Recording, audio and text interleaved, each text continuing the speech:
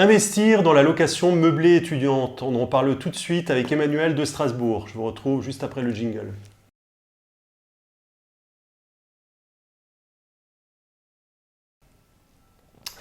Bonjour, je suis Eric, investisseur immobilier depuis 2003 et aujourd'hui on se trouve à Strasbourg. Je suis avec Emmanuel, de la région de Strasbourg. Bonjour Emmanuel. Bonjour Eric. Bon, on se connaît déjà, on s'était déjà vu, je crois l'année dernière, au sujet d'un de tes achats immobiliers. Tu avais fait une négociation, tu nous avais parlé de ça. Et aujourd'hui, on est là à Strasbourg parce que tu as acheté un nouvel appartement. Donc c'est un studio, c'est un petit appartement, mais qui est bien situé à Strasbourg. Et à l'origine, tu m'as dit que c'était pour faire. À l'origine, tu voulais faire de la location courte durée parce qu'en fait, toi, tu fais déjà de la location courte durée. À l'origine, tu l'as acheté pour ça et finalement, tu as changé d'idée. Tu peux nous expliquer un peu comment ça s'est passé et pourquoi tu as décidé de faire du meublé étudiant avec cet appartement? Ouais, donc en fait, comme mon premier bien en saisonnier marchait bien, voire très bien, je suis reparti sur la même optique de réinvestir dans un second bien. Par contre, au niveau géographique, je tourne toujours autour du centre de Strasbourg. Et là, j'ai eu une occasion d'acheter près de la gare. En plus, c'est bien situé pour le saisonnier, voilà, normalement. Pour le saisonnier, c'est l'idéal. Tu es entre la gare et le centre. Voilà, ouais. On est à 5 minutes à pied de la place de l'Homme de Fer, donc Kléber. Et donc, au niveau géographique, c'est vraiment idéal, quoi. D'accord. Et donc, je suis allé voir, évidemment, ce bien-là. Et donc, la copro, elle est très bien située.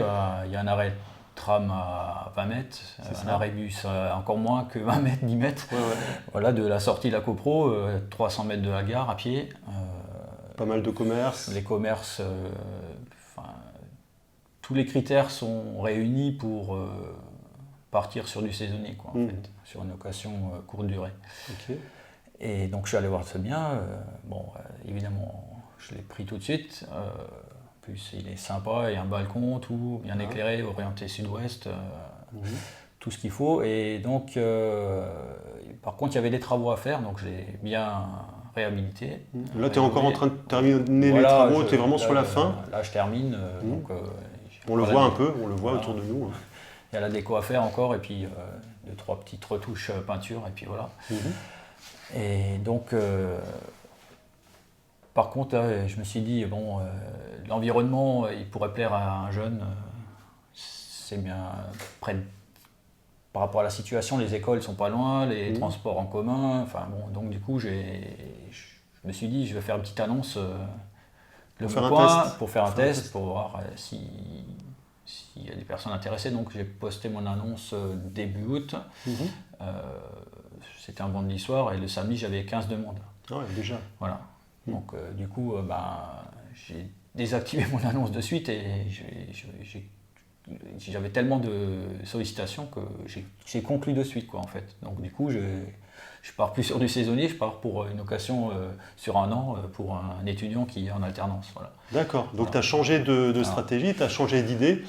Alors ce que tu m'avais dit aussi, avant qu'on commence à tourner la vidéo, c'est que tu m'avais dit que quand tu as mis ton annonce, tu avais mis un loyer plus élevé que les loyers moyens qu'on fait pour un meublé. Enfin, disons, à Strasbourg, normalement, un meublé classique, de base, on va dire, on est autour des 400-450 euros meublés. Mais toi, en fait, ce que tu proposes, c'est un meublé avec plus de choses, donc il y a plus de prestations. Et donc, tu t'es dit, bah voilà, comme tu proposes un appartement qui est assez proche de ce qu'on fait en location courte durée, évidemment, tu vas demander un loyer plus élevé. Là, en l'occurrence, tu demandes combien? Là, j'avais paramétrer mon annonce avec un loyer à 610 euros, avec les charges par contre. Donc l'étudiant arrive, c'est tout équipé, meublé, je fournis tout, les draps, couchage, il y a ce qu'il faut, quoi. Il a juste à poser ses valises et puis voilà, il peut vaquer à ses occupations. Voilà, donc ça c'est effectivement un truc qui marche bien aujourd'hui parce que les étudiants, ce qu'ils cherchent aujourd'hui, enfin une grande partie des étudiants, c'est un appartement fonctionnel, on vient, on se pose, il y a tout qui est inclus. L'idéal, alors je sais, bon, parce qu'on a regardé un peu comment tu es en train de le préparer, l'appartement. Donc ici, tu as rajouté une télé. Donc la personne elle a la télé. Bon, évidemment, il y a les meubles classiques qu'il y a dans un meublé, mais en plus, il y a la télé. Il y a un lave-linge aussi. Alors ça, c'est hyper pratique et hyper demandé parce que les étudiants qui viennent d'une autre ville, qui viennent peut-être de Toulouse ou même d'autres pays, ils veulent pouvoir s'occuper de leur linge. Ils ne vont pas rentrer tous les week-ends chez les parents. Donc ça, c'est un truc, vraiment un plus qui fait la différence. Ouais, justement, en parlant du lave-linge, j'avais donc les contacts avec les étudiants et il y en a un qui m'avait justement demandé si j'avais un lave-linge. Voilà. Donc je lui ai dit, écoutez, je n'en ai pas encore un, mais comme je rénove, je vais en mettre un. Voilà. Donc du coup, pour lui, je pense que ça l'a décidé à... Ça fait la différence. Voilà, souvent, à réserver l'appart. Donc il m'a dit, ouais, s'il y a ça, je le prends. Quoi, en fait. C'était une des conditions. Il cherchait un appart avec un lave-linge. Voilà. Ouais, c'est sûr, quand je remarque aussi, quand tu veux faire un meublé avec des bonnes prestations, qui est un peu au-dessus du lot, que tu loues plus cher, le lave-linge, c'est une des choses qu'on met systématiquement dedans. Tu as aussi mis un micro-ondes. Bon, le micro-ondes, on met souvent un micro-ondes dans un studio, mais là, tu as pris un micro-ondes avec grill. C'est pareil, moi, c'est pareil aussi, on me demande systématiquement, est-ce qu'il y a un grill avec ? C'est un petit plus. C'est quand même plus sympa quand tu fais la cuisine, la qualité de la cuisine est meilleure. Donc ça, tu as mis avec un grill. Voilà. Tu as fait une belle rénovation aussi. Bon, là, je ne sais pas si on voit très bien, mais là, tu viens de refaire le sol. Donc, tu as mis un joli sol type boisé. Donc en PVC. C'est des lamelles PVC, on a plus un avantage au niveau de l'humidité. Ça ne va pas gondoler. C'est un peu plus résistant que du simple parquet de base. Quoi. Exactement. Voilà. Le stratifié, s'il y a de l'eau qui tombe dessus, ça va gonfler. Là, ça ne va pas être le cas. Donc ça résiste mieux. Tout à fait. Ça tient mieux dans le temps. Et du coup, j'ai mis ça en place. C'est propre, c'est net. Et j'ai pris une petite entreprise pour rénover la salle de bain complète, parce qu'elle était vraiment vétuste. Et c'était vraiment le point à rénover. Voilà. Là, on a vu tout à l'heure, tu as fait une belle rénovation, on va vous montrer les photos. En fait, la salle de bain, c'est un des éléments marketing. Quand on loue un appartement, il y a la salle de bain qui peut donner un coup de cœur vraiment quand les personnes visitent. Et là, en l'occurrence, par rapport à une salle de bain classique de studio, c'est beaucoup mieux. Voilà, tu as carrelé jusqu'en haut, jusqu'au plafond. C'est une cabine de douche carrelée. Voilà. Ok, très bien. Au niveau du couchage, donc tu as opté pour un classique. Moi, je l'utilise énormément aussi. Sur ta recommandation, en fait. On en a un peu discuté parce qu'en fait, l'avantage du canapé lit dans un studio, puisqu'on a une surface environ 20 mètres carrés, l'avantage du canapé lit, c'est que l'étudiant il va pouvoir passer en mode jour, en mode nuit s'il le souhaite. S'il y a des personnes qui viennent, il va pouvoir avoir un peu plus de place. Là, en l'occurrence, on est assis dessus, il y a encore de la place, il y a le bureau qui est ici. On peut circuler, alors que s'il y avait un lit, ça serait un peu délicat. Et toi, ensuite, pour les visites, ça va t'aider. C'est que quand tu vas faire visiter, ça va être plus simple. Et quand tu vas prendre des photos, il y aura plus d'espace aussi. Donc, il y a un côté fonctionnel et il y a un côté visuel aussi. Tout à fait. Je pense que c'est un bon compromis. Voilà, donc on vient juste de monter ce canapé lit. Alors, c'est un truc qui se monte assez rapidement. On a dit quoi, une demi-heure à deux, quoi. Une petite demi-heure, voilà, donc écoute, ça c'est une belle opération parce que du coup tu voulais partir sur de la location courte durée, qui est certes assez rentable, un bien comme ça on peut approcher les 1 000 euros, mais certes c'est du travail en plus, c'est-à-dire qu'il faut se déplacer, faut s'occuper des contacts. C'est pas la même approche en termes de gestion, quoi. C'est ça. Bon, toi, tu en fais déjà pas mal du saisonnier, tu as des biens en saisonnier, tu en as certains où tu es assez proche, donc tu peux te déplacer facilement. Oui, tout à fait. Ici, sur celui-là, tu aurais aussi eu la possibilité de le mettre en gestion, locative. Tout à fait. Mais c'est pareil, ça a un coût.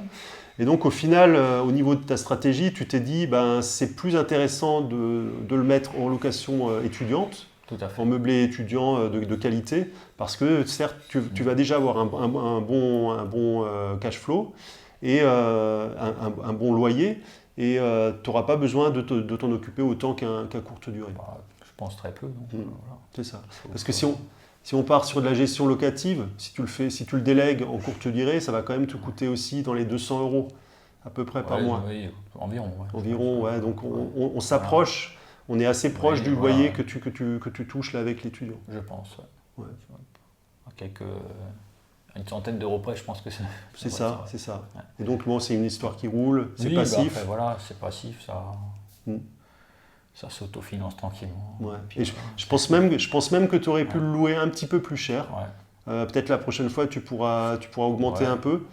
Et tu m'as même dit que, alors bon, ça s'est fait assez vite parce que tu l'as loué avant même qu'il soit rénové, c'est-à-dire l'étudiant s'est décidé rapidement, il y a une telle demande, donc il n'avait pas encore vu le résultat fini, mais bon, tu l'as loué rapidement.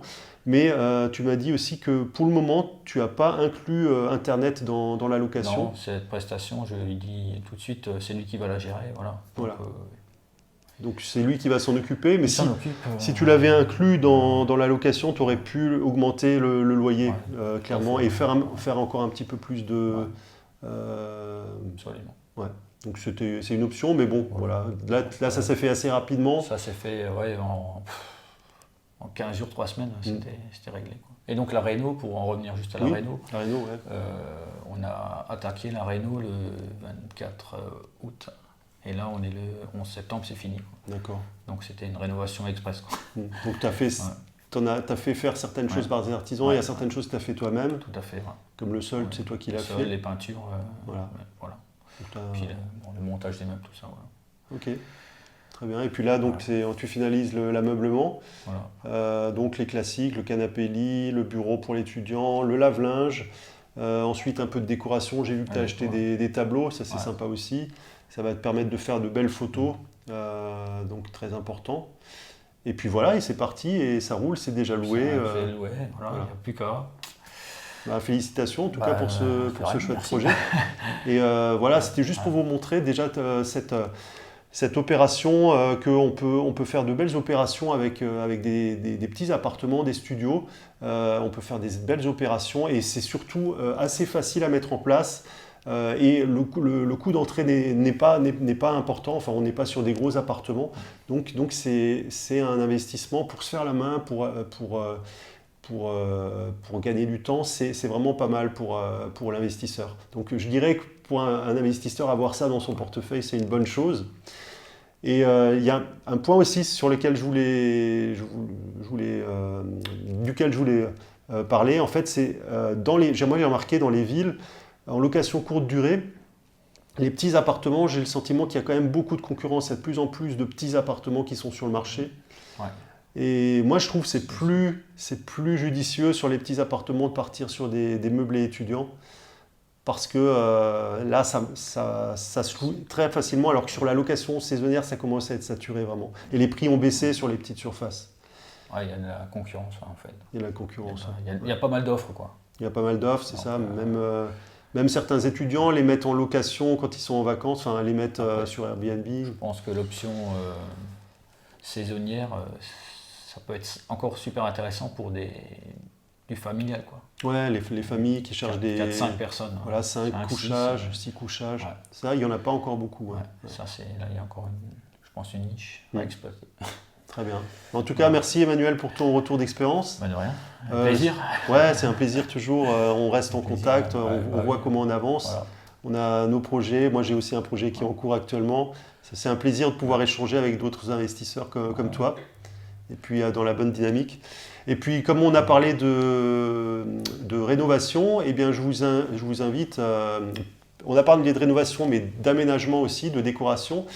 Eh bien, je vous invite à télécharger le guide de l'ameublement que vous pouvez trouver en appuyant sur le petit qui se trouve dans un des coins au-dessus de la vidéo ou alors sous la vidéo. Et dans ce guide, vous avez plein de conseils sur comment meubler vos appartements, comment meubler vos appartements étudiants ou vos appartements standards. Et vous avez des conseils aussi sur comment les décorer, comment choisir ses prestataires pour l'énergie par exemple, et différentes choses qui vont vraiment vous aider dans vos projets. Donc je vous invite à le télécharger maintenant et puis bien sûr à laisser vos commentaires sous la vidéo si vous avez des questions ou des commentaires ou un retour d'expérience à nous faire. Voilà, merci beaucoup, merci Emmanuel, je suis super content de voir que ça avance et je te dis à la prochaine. Ouais, à la prochaine.